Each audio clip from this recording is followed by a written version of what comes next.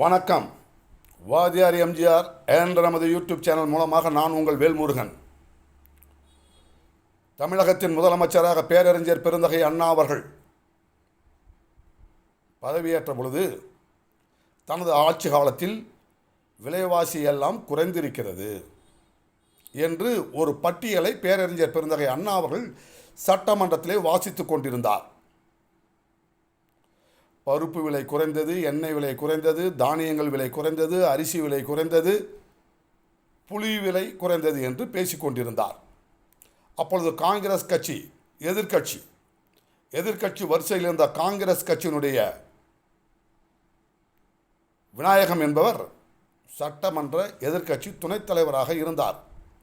அவர் எழுந்து அண்ணா அவர்கள் நோக்கி கேள்வி கேட்டார். புளி விலை குறைந்திருக்கிறது என்கிறீர்களே, அதற்கு என்ன காரணம், யார் காரணம் என்று ஒரு கேள்வியை கேட்டார். உடனடியாக அண்ணாவின் அருகில் இருந்த அமைச்சர் எழுந்து கோபமாக உணர்ச்சி வசத்தோடு பதில் சொல்ல எழுந்தார்.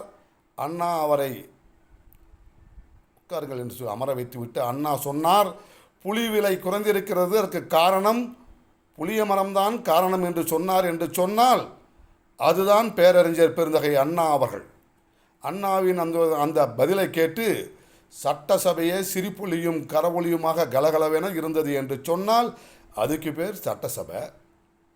எதிர்க்கட்சி உறுப்பினர் கேட்கின்ற கேள்விகளுக்கு பதில் சொல்ல தெரிந்ததால் சட்டசபையாக நடத்தினார் பேரறிஞர் பெருந்தகை அண்ணா அவர்கள் என்று உங்களிடம் தகவலாக தெரிவித்து விடைபெறுகிறேன். நன்றி, வணக்கம்.